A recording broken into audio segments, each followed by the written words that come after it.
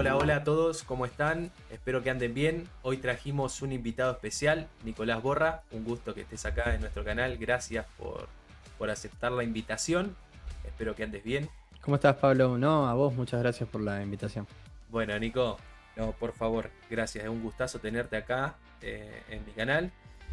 Nico, ¿qué le podemos comentar a a las personas, a la sociedad argentina? ¿Cómo se encuentra el mercado después de tanta especulación con el dólar? Que se ha volado en una semana y ahora le pegó una cachetada a todos los argentinos que compraron en esos precios. Bueno, ahí tenemos varias aristas, porque si bien habíamos tenido un tipo de cambio que después de mayo, a mediados de mayo, cuando se le complica un poco al gobierno, cuando estaba con la tratativa de la ley bases, que al final terminó saliendo satisfactoria, se empezó a ver una suba, llegamos hasta 1450 más o menos en el contado con liquidación, si no es que un poco más, y el MEP ahí 1400, 1410.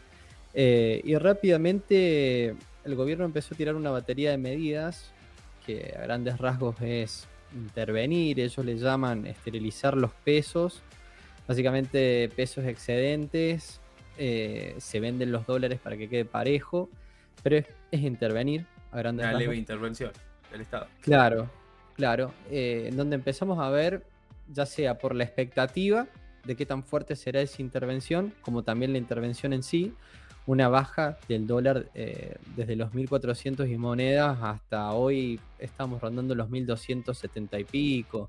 De Sí. hecho, a veces hemos tenido canje negativo, donde el contado con liquidación está más bajo que el MEP, o canje nulo, donde los dos están al mismo precio. Pero sí, una baja importante, más o menos estamos hablando casi del 10% en una semana y media. Preocupante, en realidad, sobre todo para el que se quiso cubrir con el tipo de cambio pensando que se podía ir a 1500, que era un número psicológico que todos tenían en la cabeza. La especulación, Y el miedo de la calle claro, que se le iba a volar el dólar y ahí es donde vende los grandes y quedan lo de la persona en la calle claro, con una pérdida tremenda.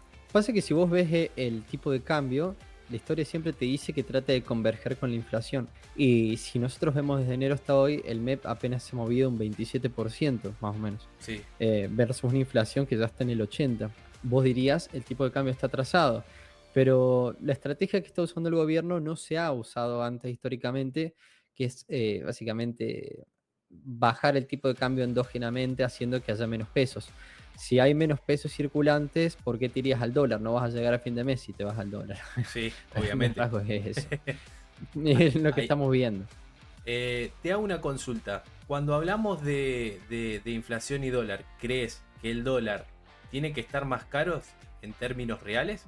Bueno, el dólar en términos reales hoy está más o menos en los 340 pesos. Vos podés ver un dólar, hay una fórmula para verlo, donde ves el dólar en términos reales, donde resta lo que es la inflación y el tiempo, y está en 340 pesos. Es un dólar más caro que el que tenía Macri cuando no había cepo, pero es un dólar más barato que el de casi toda la gestión de Alberto. Es un dólar del 2020, para que vos te des una idea. Yo diría que un gobierno que pueda pagar sus obligaciones, es decir, que tenga superávit, debería tener un dólar incluso un poquito más barato, más o menos un dólar entre los 1200 pesos, 1180. Ahí estaría un dólar de equilibrio. Pero bueno, hay mucha incertidumbre también porque estamos viendo incluso hoy que el Banco Central está vendiendo reservas. Sí. El mercado te puede creer lo de la esterilización de pesos y controlar el, el dólar de manera artificial. Mientras tanto, no pierdas importantes reservas en el camino.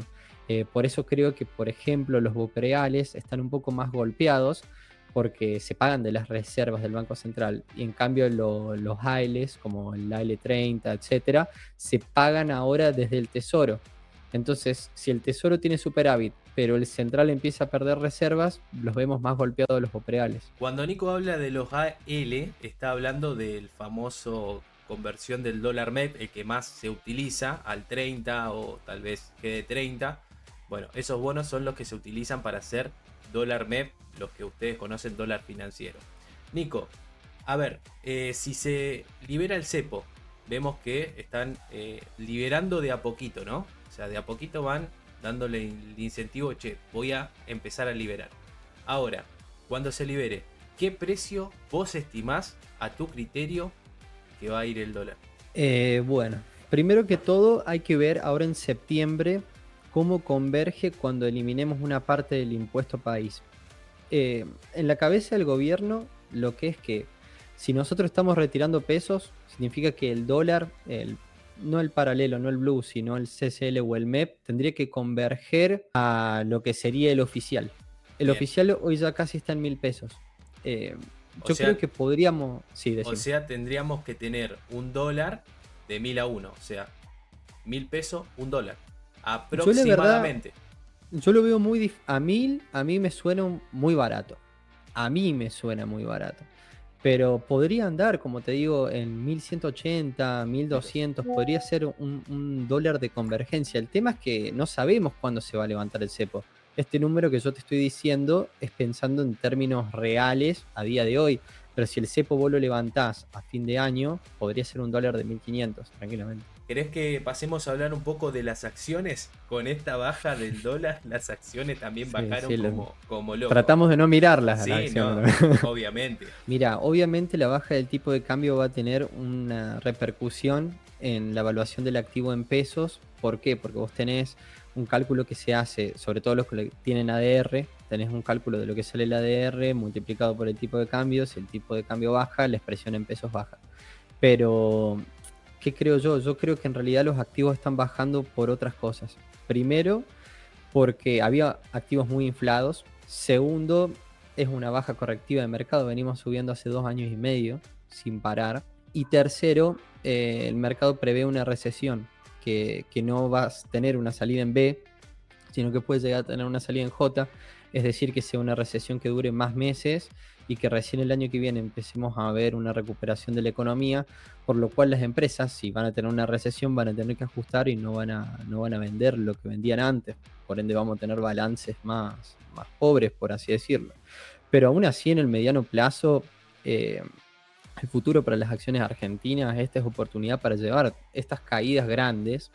Vos me decís, Galicia hoy está en los 3.500 pesos más o menos, cuando lo hemos tenido en 4.500. Y bueno, y yo creo que va a ser el protagonista de lo que es el crédito hipotecario, el crédito accesible para personas si la inflación baja. Entonces es una oportunidad.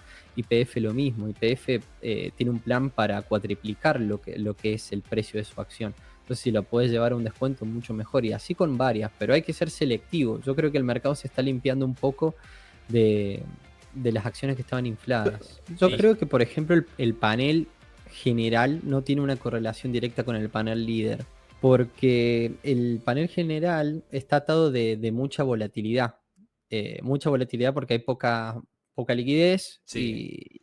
y pocas manos también. En su mayoría son manos grandes las que entran. El chico no se pone tanto a molestar ahí. Entonces tenemos algunos porcentajes bastante exorbitados, pero también es cierto que hay algunas empresas que, si vos, por ejemplo, Agrometal, hoy su evaluación de mercado es la misma evaluación que si yo juntara 500 máquinas de un modelo de Agrometal y la sumara. ¿Entendés? Y vos decís, no puede. Claro, Claro.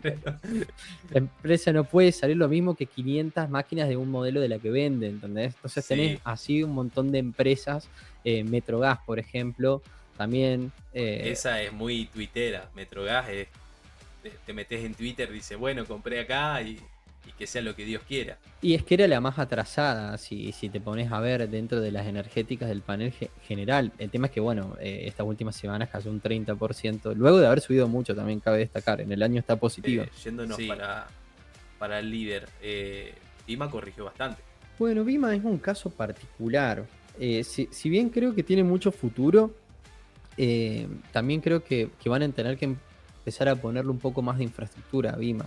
Estuvo muy bueno todos estos cambios que hubo del tema del tiempo de operación, que ahora nos adaptamos al mismo tiempo de Estados Unidos, Canadá, etcétera.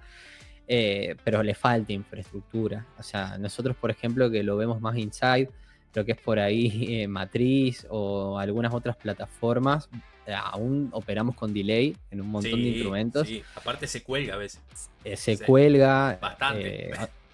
Vos tirás una orden, claro, vos no podés estar, o para los que operan intradía, no podés estar tirando una orden y viendo el precio de hace 5 minutos atrás. Entonces, es una excelente empresa, no te estoy diciendo que no. Vima, de hecho, es monopolio dentro de su rubro, pero me parece que carece de infraestructura. La parte buena es que iba a mejorar la parte de dividendos, entonces eso está bastante bueno para el inversionista, creo. Ahora quiero pasar a una en particular. ¿Qué opinás de Cepu? De CEPU, Sí, Central Puerto. sí. A mí me está gustando mucho que Central Puerto se está metiendo en otros negocios. O sea, se está queriendo transformar en un holding. Es como una mini pampa, por Sí. así decirlo. Yo creo que es un protagonista central, obviamente, en la parte eléctrica de la Argentina, pero también está empezando a hacer nichos de mercado en el exterior, lo cual le va a traer dólares. CEPU también es un emisor de obligaciones negociables, lo cual es bastante importante, porque las otras alternativas que tenemos en energía, sin nombrar a las grandes como YPF, Vista, eh, por ejemplo, Generación Mediterránea, que vendría a ser como su contraparte, por así decirlo casi, es como que siempre te da como dudas de su poder crediticio. Entonces está bueno que CEPU empiece a hacer mercado internacional para dar un poco más de certidumbre cuando emite obligaciones negociables. En cuanto a su acción, también me parece que tiene bastante por subir, pero no está dentro de mi top 5 de acciones energéticas. Bien. Dentro de tu top 5, por ejemplo, ¿está TGS? Sí, TGS está en mi top 2, te diría, Ok. de Argentina. Entonces Sí, podríamos sí, agregar la cartera con la caída que tuvo. Que viene teniendo. totalmente. Es que TGS, vos fíjate que la parte buena de TGS es que si bien en 2023 subió mucho, pero en los balances se le complicó, tenés balances hasta negativos. ¿Por qué? Porque tenías mucha tarifa pisada. En cambio, cuando arranca este gobierno, en todo lo que es el segundo trimestre más o menos, hay una liberación tan importante de tarifas, aproximadamente del 500%. Imagínate lo que estás recuperando 2 años más o menos. Sí. Que eso lo vas a ver ahora en el balance del segundo, sí, del tercer trimestre, más o menos, segundo, tercer trimestre de TGS, y lo vas a ver muy fuerte. Y ahí creo que va a haber una revalorización del precio. Creo que es donde hay que estar parado en el mediano largo plazo, sí. Perfecto, entonces. En cuanto a TGN 04, ¿qué opinas? La disputa, Está ¿no? bueno. Porque, ¿qué llevamos? ¿TGS o TGN? La verdad No, que. bueno, yo me voy por TGS. O sea, Bien. eh, no solamente. Está bien, TGN, la parte buena que tiene es que hay obras a futuro, sobre todo el gasoducto del norte, que bueno, obviamente está en manos de TGN, pero TGS tiene mucho más market cap y tiene obras que está planteando para empezar a exportar. Eh, de hecho, hay una obra muy importante que acaba de mostrar en la cual tomó deuda en el Sí. exterior, para empezar a exportar. Y si lo apalancamos con la noticia de que YPF se acaba de anunciar una alianza con una distribuidora y comercializadora de gas americana para empezar a llevar también gas al exterior, no solamente a los países limítrofes, sino sacarlo y ya llevarlo a Europa, etcétera, a América. Eh, Creo que los dos van a ser protagonistas de todos esos movimientos. Perfecto. Pasando seguramente a lo que quiere escuchar la gente. ¿Qué hacemos con Cresud? ¿Llevamos? ¿Esperamos? ¿Cómo viene todo el sistema de inversiones de Cresud? Bueno, yo creo que es muy probable que en este año no vean algo wow en Cresud, pero 2025, 2026 sí. ¿Por qué? Porque Cresud básicamente dentro de su patrimonio tiene, como todos saben, propiedades y campos. Exacto. La revalorización que va a haber de lo inmobiliario va a ser bastante interesante cuando la economía ya empiece a repuntar, porque estamos en precios históricos bajos, y la productividad del campo va a mejorar muy mucho cuando se levante el cepo. Entonces, si pensamos en revalorización de inmuebles más una levantadora del cepo a principio del año que viene, tendremos que decir que el patrimonio de esa empresa debería despegar bastante. Debería aumentar con fuerza. Ujú. Bien, dentro de tu top 5 está Gegal, me imagino. Sí, bueno, Sí. Galicia, si querés te lo digo, mi top 5. Mi top 5 arranca con YPF a la cabeza, Bien. eh, porque realmente se está administrando por primera vez como si fuera una empresa totalmente privada, aunque es pública en su mayoría, pero su CEO lo está administrando como alguien privado y además te está dando perspectiva, se está dejando de lado pozos que eran una pérdida para YPF y empezando a agarrar caminos para la exportación, realmente ser una petrolera pujante que empiece a llevar gas al mundo, más allá del abastecimiento interno bueno, la balanza está a nuestro favor, ¿no? Y Vaca Muerta, si vos ves, va creciendo exponencialmente, se duplica año tras año. La balanza comercial de Vaca Muerta se estima este año más o menos en 3.000 millones de dólares más o menos, y para el año que viene 7.000, o sea, lo va a duplicar en dólares, un crecimiento exponencial. Después, Entonces sí, diríamos que hoy en día está bien administrada. está muy bien administrada. Y ¿Eh? además tiene un plan. Eso me parece para el inversor. Si viene un CEO y te plantea un plan de 4 años mínimamente, eso no existía antes. O sea, si bien había comunicados de la empresa, no había un plan de tan largo plazo y también un ajuste del balance, porque el avance es fundamental en ese sentido. Después, en la segunda que tengo es TGS, como ya te lo había dicho. Bien. Ya explicamos por qué. La tercera, para diversificar, es Galicia por varios motivos. La primera porque obviamente Galicia es como el ADR más grande de Argentina. Y segundo porque, como dijimos antes, si la inflación merma, el crédito va a aparecer. Y es la que está más preparada para hacer ese baño de crédito hacia la sociedad.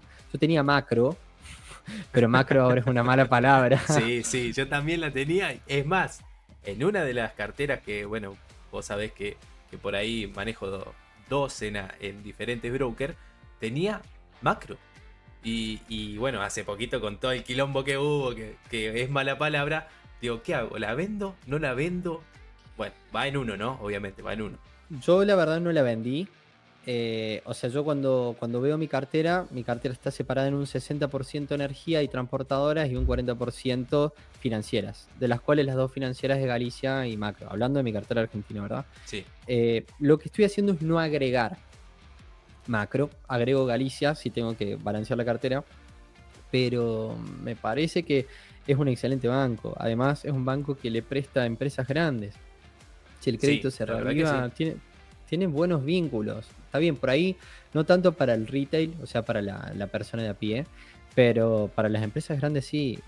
Y si va a necesitar el crédito, más si Vaca Muerta va a crecer, vas a ver que van a empezar a aparecer un montón de empresas demandando crédito. Después Ahora que saliendo, estamos sí, hablando del crédito, que bien lo nombraste, para aquellas personas que hoy ven la tasa del crédito bajísima, hoy en día, ahora, ¿conviene tomar un crédito a estas tasas? ¿O le decís a esa persona, no, espera, que tiene que seguir bajando la tasa de los créditos? depende para quién, porque la Obviamente, realidad, estamos hablando de no para endeudarse en deuda mala, sino en deuda buena, para invertir no, obvio. o para lo que la persona quiera, un negocio, inversiones, lo que fuese. ¿Qué le dirías? Depende para quién, porque si nosotros vemos, hay personas que sí están recibiendo unas tasas bastante baratas. Por ejemplo, hoy vi algunos ejemplos del 48%, 52% y son bastante baratas. Pero hay personas que siguen solicitando crédito y reciben 3 cifras. Yo te diría que si recibís una tasa menor del 50%, que agarres O sea, lo que estamos menor al acostumbrados a 55. Argentina, agarrarlo con una Sí, almohada si querés. Sí, también depende para qué. Depende para qué. Por ejemplo, si lo vas a agarrar para construir, es una buena oportunidad porque estamos hablando de que la construcción está bastante deprimida, por ende estás llevando buenos precios y además las propiedades están deprimidas. Entonces lo que vos hagas hoy en día va a valer más que un 50% dentro de un año, en dólares y en pesos, obviamente. Cuando empiece a remontar toda esta recesión. Porque hoy en Claro. día las personas están pensando solamente en comer, quedarse en la casa y decir, bueno, hasta que la tormenta pase, me quedo en esto. O sea, Bueno, a ese le diría que no. A ese le bien. diría que no tome el crédito. ¿Por qué? Porque a veces veo mucho cliente que toma crédito para pagar deudas. El tema es que no busca flujos después de dinero para sanear ese crédito. Entonces, yo les diría, en vez de tomar un crédito para hacerle frente a deudas pasadas, traten de buscar más flujos de ingreso o tratar de recortar gastos. Si ya no pueden recortar gastos, traten de buscar más flujos de ingreso antes de llegar a un crédito. Obviamente, si es tu última opción, todo bien, pero no lo pensaría como primera opción si se trata de la persona que simplemente quiere sanear deudas. Perfecto, perfecto. Excelente. Así que como lo escucharon a Nico, primero tienen que tener un plan para qué van a tomar ese crédito y después obviamente, charlenlo con su familia si son solteros, con la almohada. Nico, ¿querés que pasemos a hablar un poco de Estados Unidos? Las tecnológicas. Bueno, dale. También, mala palabra. No, no, roja, no te da ni ganas de entrar a la Bueno, justo comitente. tenemos el resultado de Microsoft. No sé si está saliendo en este momento, ¿verdad? Vamos a buscarlo. Tenemos resultado al final de la rueda. Justo me acaba de llegar la notificación resultado de Microsoft y de Meta. A ver cuánto. A ver, te lo canto. En vivo y en directo. Microsoft superó ambos dos. El PBA se esperaba 2,94 y dio 2,95. Y los ingresos se esperaba 64,38 billones y dio 64,7. Así que bien, digamos, ahí. Ahí es. Ahí. Ahí, Un sí, ahí. puntito, un puntito. Y el de Meta, ahí te lo canto. Dale. Me llega ahí la notificación. Eh, el de Meta mucho más holgado, mira. El PBA se esperaba 4,32 y da 4,71, bastante holgado ahí. Y los ingresos también ahí se esperaba 36,14 billones y da 36,46 billones. Bastante bien. Ah, Habría que ver ahora en el post-market cómo se lo toma el mercado, porque viste Google también dio buenos resultados y paliza. sí, paliza, mal. Ahora, dio malos resultados. Ten atento, McDonald's. Y sin embargo, McDonald's está hace 2 días que explota. Bueno, mira, Microsoft yo la tengo en el post-market menos 5,89%. Está bien, puede no estar actualizado, pero menos 6%. Y Meta la tengo menos 3% en el post-market. Sí, Está ¿no? bien, acaban de salir los resultados. Ojo, hay que leerlo, Sí, etcétera. obviamente. Hay que desmenuzarlo. Sí, la parte buena que Nvidia luego de hoy pegarse un porrazo del 7% en el post-market está 2,70 arriba. Pero bueno, vamos a ver cómo va evolucionando. Los resultados son buenos. Yo creo que puede haber algo de manipulación ya a este punto. Creo que al principio sí era una baja racional porque veníamos subiendo, parecía que no había límite.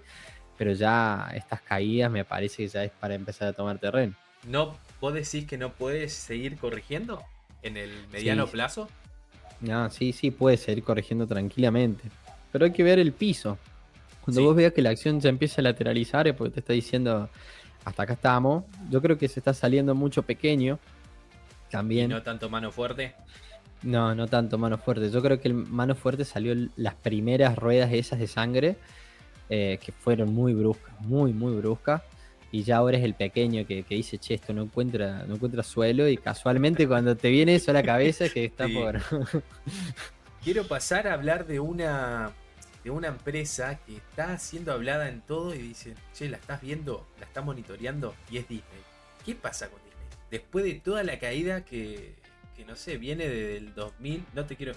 de este año, pero viene de marzo. Bueno, viste que igual quiso como repuntar en un momento, Sí, pero luego chao. La parte buena es que veo que los números de la nueva película de Marvel rompió otro récord. Yo creo que Disney no le estaba encontrando la vuelta a todo su apartado cinematográfico y de streaming. Y creo que este podría ser como un revival, por así decirlo. También después de la pandemia, todo lo que fueron los parques le costó mucho agarrar, tenía mucha deuda con empleados porque les seguía pagando. Y estuvieron 1 año y pico, casi 2 años cerrados los parques y era una entrada bastante grande, y ¿no? sí, creo que por ahí tenía una de las mayores entradas. El cambio de SEO me parece fundamental, porque bueno, a ver, ¿cómo decirlo sin que suene mal? Esto no es una falta de respeto, pero se había guiado a una parte muy inclusiva Disney, donde era por ahí una inclusión forzosa y todo producto que salía así, o era cancelado, o que iba al cine y terminaba en la plataforma de streaming, o nada. Y eso es pérdida. Lo mismo que un montón de proyectos de qué sé yo, la serie de la serie, ¿entendés? Spin-off y cosas así que la Claro. gente no le encontraba mucho. Sí, no le encontraba Y eso es sentido. pérdida. Claro, yo creo que está muy bueno que este SEO es como que dice, no, pará, vamos a eliminar un montón de proyectos que estaban simplemente para quedar bien con la sociedad, como si fuera beneficencia, no sé, y vamos a empezar a hacer plata. Venimos con la última. A ver, ¿qué opinás de PBR después de esta caída brutal que tuvo? Que, desde mi punto de vista, PBR tiene muchos quilombos con el Estado. Más allá de que sea una buena empresa, ¿no? Y que pague lindos dividendos, pero creo que al tener mucha manipulación de Estado en esa empresa, por eso la baja. ¿Vos qué opinás sobre esta empresa, Nico? Brasil tiene mucho quilombo. Sí, Bueno, estamos viendo una devaluación de la moneda de Brasil, obviamente repercute. No, no son devaluaciones como las argentinas, ¿no? Pero para ellos es bastante. Sobre todo estamos viendo una suba de impuestos en Brasil. Eso obviamente al sector privado no le gusta, al mercado menos que menos. Eh, yo creo que va por ese lado. Igual PBR también venía creciendo sí, mucho. Puede ser un creció parate. mucho. Sí, sí, creció mucho. La verdad Sí. que yo llevaría en estos precios, porque me gusta esa empresa. Pero Bueno, también es como que me frena el quilombo que tiene. Es como si me metiera en un saco de 11 balas, ¿viste? Digo, che, compro, pero te estás metiendo en un quilombito. bueno, pues estamos comprando YPF con una deuda de 16 millones. O sea, Sí, si lo comparamos con nuestro país, bueno, estamos curados de espanto nosotros en ese sentido. claro, ¿entendés? A ver, si a vos te gusta la empresa, obviamente, ¿quién va a discutir que PBR y Brasil no son dominantes en el tema energético en Latinoamérica? Y pensando en que nosotros estamos en un lugar muy lejos de las guerras, etcétera, estamos en un lugar bien posicionado. Por eso yo creo que Latinoamérica es el lugar donde estar posicionado. Si te gusta diversificar, yo creo que hay que tenerlo en cartera, obviamente, Largo ¿no? plazo. Una proporción, claro, en largo plazo y una proporción lógica, me parece, pero si estás en YPF no podés dudar tanto en PBR, me parece. Nico, ¿qué le dirías a aquella persona que nos está viendo seguramente y que piensa que invertir es tener dinero dentro de 15 días y llenarte de plata? ¿Es así el mito ese o no? Bueno, no, definitivamente no. Lamentablemente hay muchas personas así, bueno, vos lo sabés, nosotros nos topamos con clientes que te exigen todo el tiempo hacerse ricos en un mes con un capital que no llega ni a los $1000, o sea, no puedes llegar al $1.000.000 con $1000 en una semana, lo que no quiere decir que no puedas llegar con $1000 a $1.000.000 en el tiempo indicado y con el trabajo indicado, pero obviamente esto es como todo, requiere un esfuerzo. El que te diga que te vas a hacer rico de la noche a la mañana te está mintiendo, primero porque nunca podés prometer rentabilidades en los activos que más renta te dan, que es la renta variable. Casualmente se llama variable porque varía y porque no podés esperar un resultado futuro y los pasados tampoco te lo garantizan. Entonces yo te diría que la persona tiene que hacer un clic, sobre todo estudiar un poco más. Falta mucha educación financiera, yo creo que esto viene desde la escuela en Sí, adelante, estoy con y vos en entender eso. que todo, sí, que todo lleva su esfuerzo, su aprendizaje y su maduración. Los activos llevan su maduración, hasta los de renta fija llevan su maduración. Y la renta variable, cuando uno elige una empresa, obviamente ahora estamos recibiendo unas caídas fenomenales, es el mejor momento para decir esto, pero yo en lo personal no me he desprendido de ninguna de mis acciones porque mi plan es claro. Mi plan, por ejemplo, es a 30 años. Mirá lo que te estoy diciendo, una locura, ¿no? A 30 años en empresas que me gustan y no cambio mi estrategia a no ser que vea que la empresa está haciendo mal las cosas, cosa que no estoy viendo en este momento.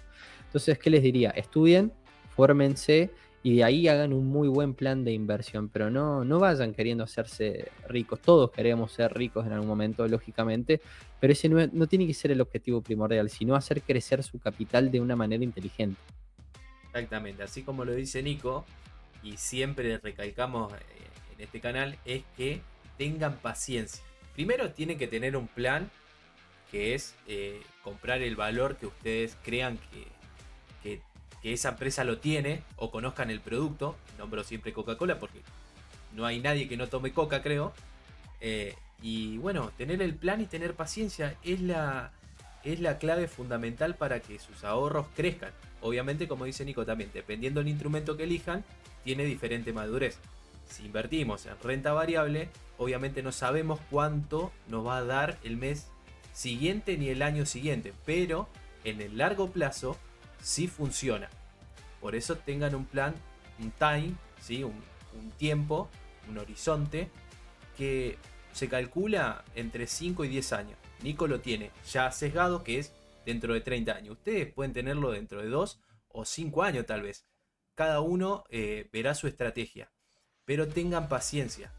aquel que le diga que va a recibir una rentabilidad extremadamente alta en el corto tiempo, obviamente le está mintiendo la cara. Nico, muchísimas gracias por tomarte el tiempo bueno, de venir a charlar un rato conmigo acá, a toda la audiencia que bueno, te está viendo.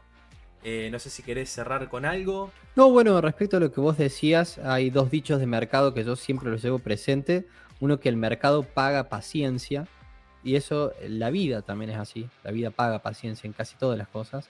Y el segundo es que el mercado es un mecanismo de pasarle dinero de los impacientes a los pacientes. Exactamente. Así, eso llévenlo siempre en cuenta. Aparte, el mejor inversor de todos los tiempos dice, la paciencia paga. Warren Buffett, ¿cuántos Así es. años viene invirtiendo? Saquen sus conclusiones, chicos. Muchas gracias, Nico. No, gracias a vos, Pablo. Nos vemos. Chau, chau.